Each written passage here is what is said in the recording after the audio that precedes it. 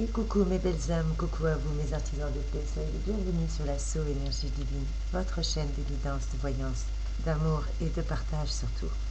Je tenais infiniment à remercier tous les nouveaux abonnés, soyez les bienvenus sur la So Énergie Divine, merci à vous pour votre visite, merci à vous d'avoir adhéré à cette chaîne et merci à vous pour ceux qui m'ont envoyé récemment un petit mail, soyez les bienvenus.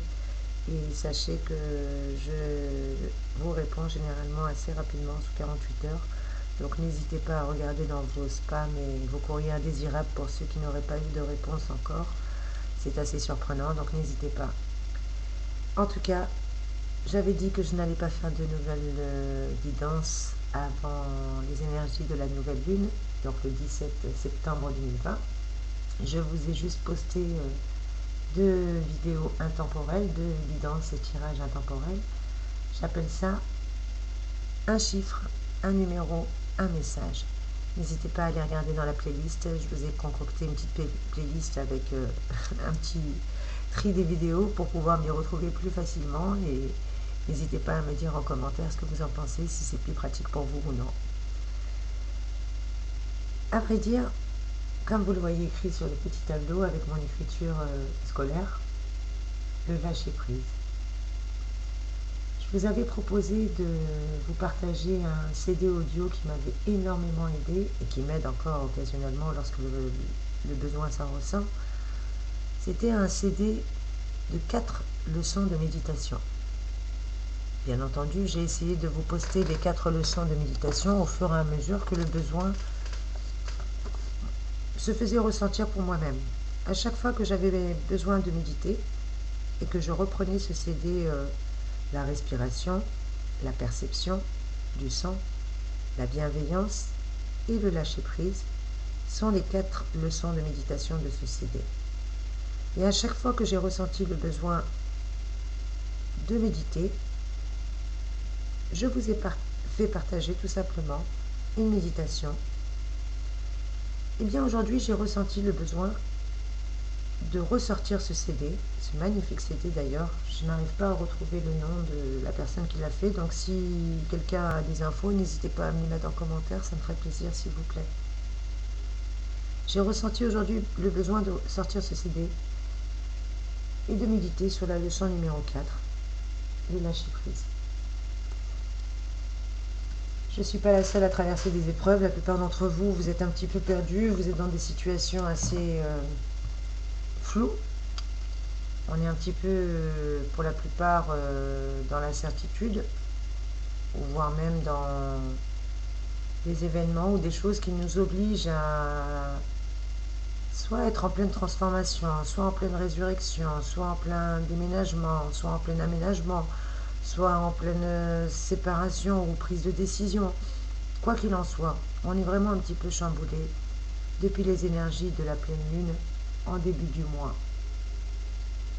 Mais aujourd'hui, le besoin de lâcher prise a été tellement intense.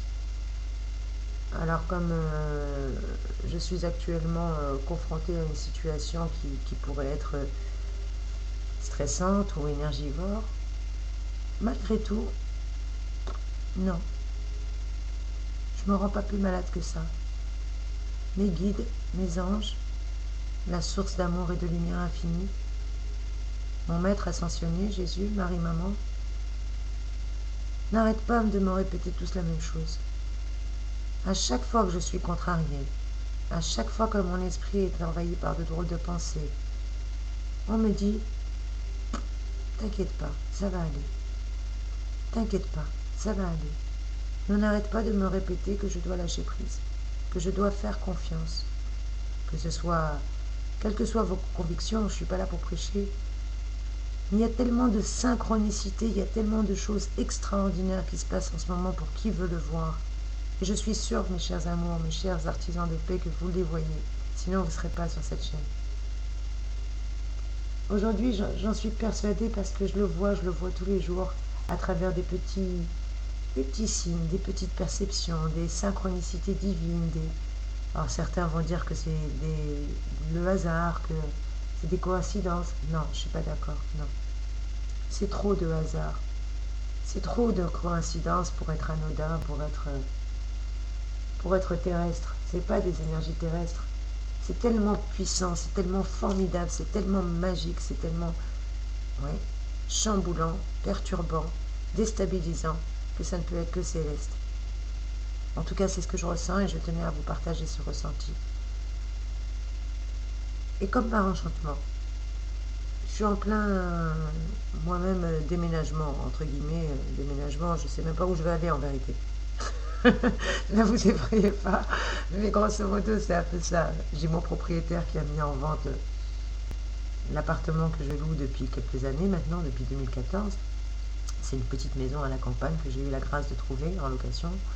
Et je vous mens pas, je suis un petit peu triste de quitter cet havre de paix, malgré moi, puisqu'il l'a mis en vente et que je n'ai malheureusement pas les moyens de lui faire une proposition de vente.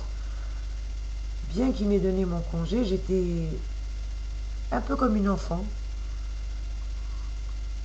persuadée que j'allais pouvoir y rester encore un peu plus longtemps. Enfin, qu'il n'allait pas trouver un acquéreur tout de suite, ou que l'hiver allait arriver et que j'aurais le temps de voir venir. Et puis les choses se sont précipitées. Depuis cet été, malheureusement, le congé a eu lieu, le bail est terminé, et aujourd'hui, je suis harcelée de tous les côtés pour quitter les lieux. Ce qui est tout à fait légitime, après tout, il veut récupérer son bien pour le vendre, c'est tout à fait légitime, c'est moi qui ne suis pas dans mon bon droit. En temps normal, je me serais battue. Je me serais battue pour garder cet havre de paix, pour garder mes meubles, pour sauver les meubles, sauver. Mais aujourd'hui, on me dit, qu'est-ce que tu veux sauver ? Lâche prise. Advienne ce qu'il adviendra. Alors je sais que ça peut paraître fou pour certains, ou que je peux paraître complètement allumé pour d'autres, mais c'est pas grave. J'assume pleinement ma singularité. C'est ce qui fait mon charme et c'est ce qui fait que vous m'aimez, mes très chers abonnés. Et bien, en faisant le ménage, en faisant mes cartons, en me préparant et en me conditionnant à essayer de faire au mieux pour lui restituer son bien dans les meilleurs délais et vider le logement, j'ai fait des annonces, j'ai mis en vente ce que je pouvais mettre en vente, j'ai proposé de donner à qui bon voulait ce que je pouvais donner. J'ai commencé à stocker des tas direction déchetterie, mais aujourd'hui, on me répète le lâcher-prise. Je sais que ça peut paraître fou. Moi-même, qui suis complètement rationnelle, qui suis organisée, qui suis un peu maniaque, qui suis... So, c'est Sony, c'est Sonia, c'est Sophia, c'est la solution aussi. J'ai toujours été considérée un peu comme Huggy des bons tuyaux, celle qui a toujours les solutions, celle qui anticipe, celle qui est débrouillarde, celle qui est dégourdie, celle qui se laisse pas abattre. Je suis pas du tout en train de me laisser abattre, contrairement à ce que les gens pourraient penser, loin de là. Je suis pas cinglée. C'est juste que j'ai décidé de m'en remettre pleinement à la source d'amour et de lumière infinie. Puisque de toute manière, quoi que j'ai pu faire, les changements qui vont nous être imposés ne sont pas de notre ressort et sont totalement indépendants de notre volonté. Alors oui, je veux bien me battre. Oui, je veux bien mettre de l'énergie, de la volonté, mais dans quelque chose que je peux changer. Mais quand vous vous battez contre des choses que vous ne pouvez pas changer, non. Quand c'est pas de votre ressort, quand tout cela n'est pas de votre ressort, à un moment donné, il faut être dans le lâcher-prise total. Si on n'est pas dans le lâcher-prise total, malheureusement, ça peut pas aller. Ça peut pas aller parce que ces changements, on va les subir quoi qu'il advienne. Ces changements vont avoir lieu, qu'on le veuille ou non. Nous avons deux solutions. Soit se faire tirer par la vie, ou soit accepter de suivre le mouvement, tout simplement. Et ironie du sort, en faisant le ménage, dans mes vieux... Je me suis rendu compte que j'avais un vieux magazine de 2008. Bon, c'est pas si vieux que ça, vous allez me dire, mais quand même. Et il y a un petit article sur lequel je suis tombée et qui est vraiment d'actualité. Donc je bénis par avance Marie-Lou Hérault qui a écrit cet article. et je voulais vraiment vous le partager.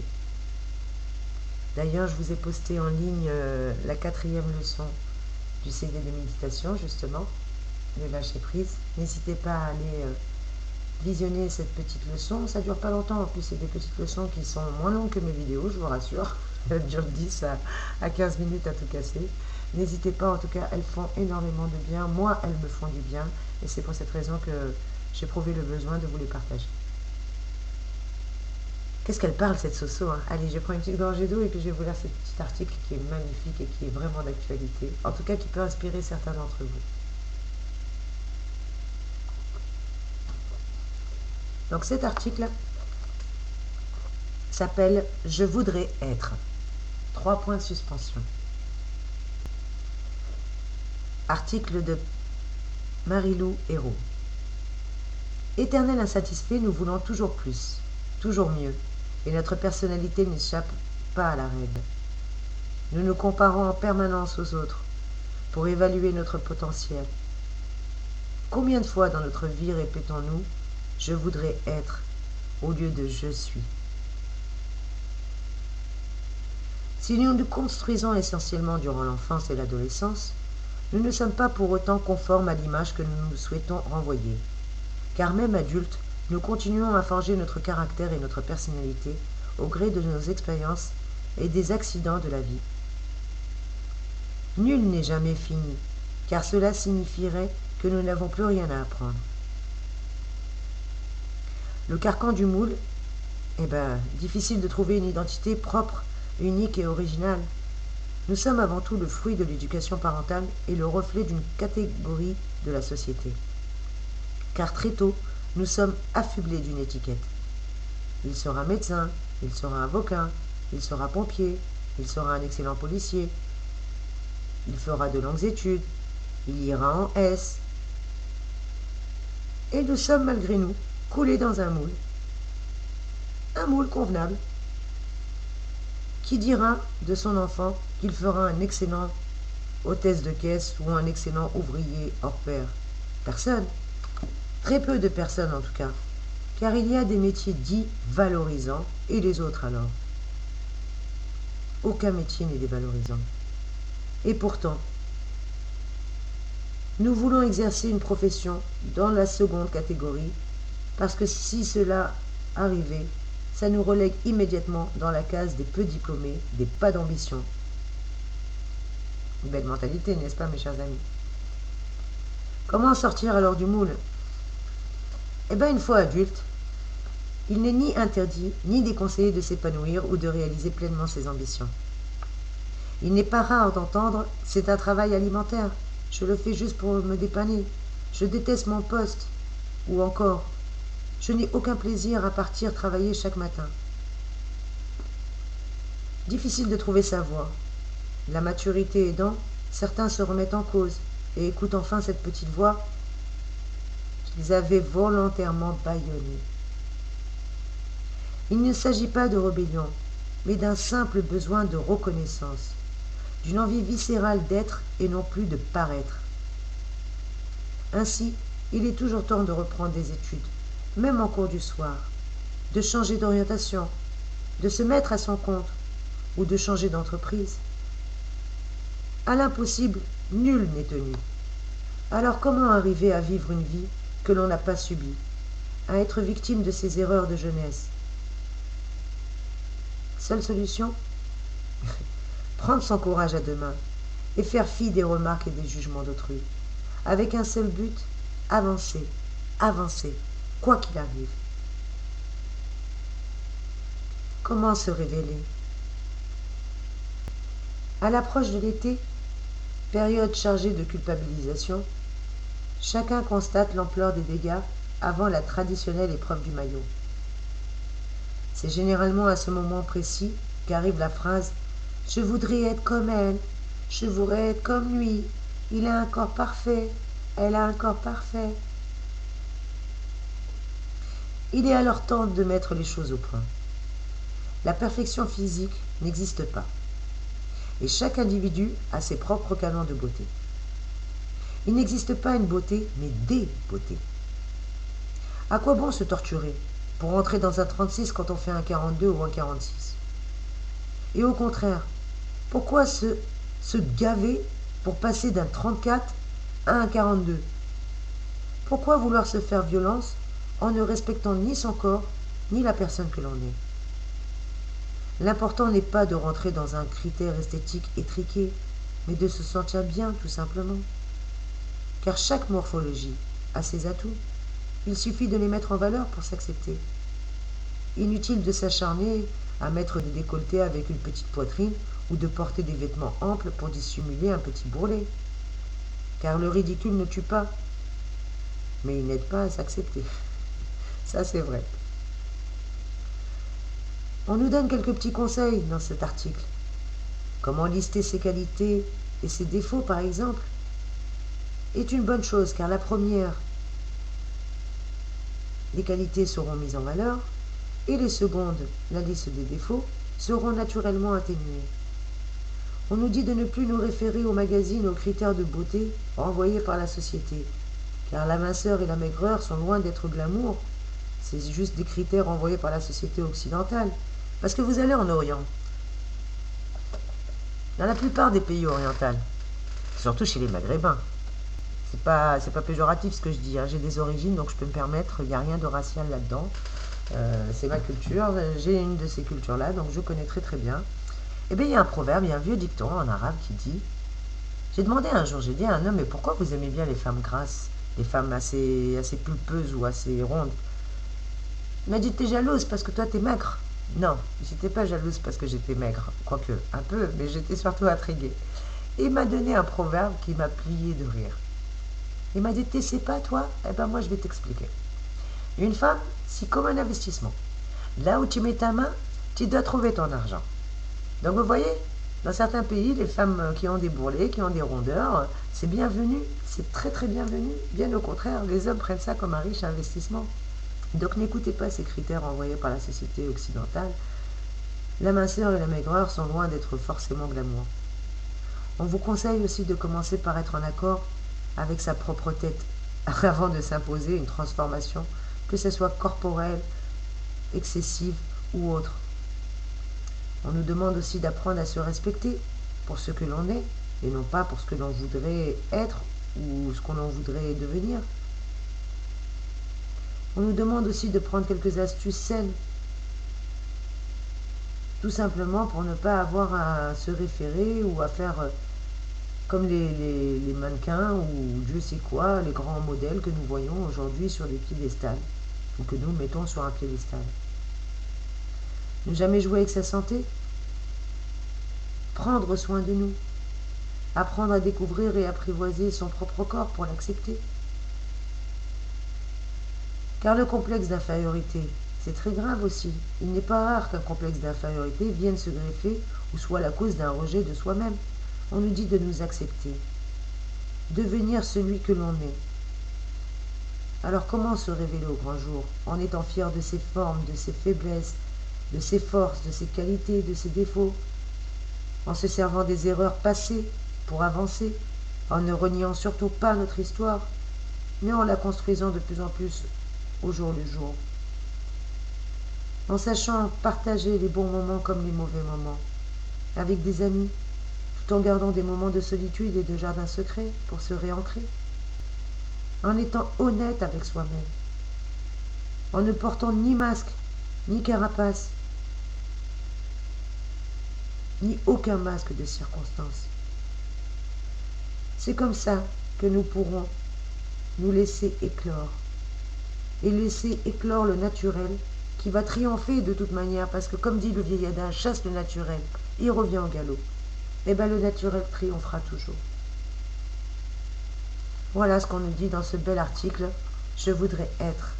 Et en tout cas, moi, il m'a fait énormément du bien de le relire, et je voulais impérativement vous le partager, parce que je pense que je risque de vous refaire une guidance, je risque de vous faire une voyance, surtout si je n'arrive pas à dormir cette nuit.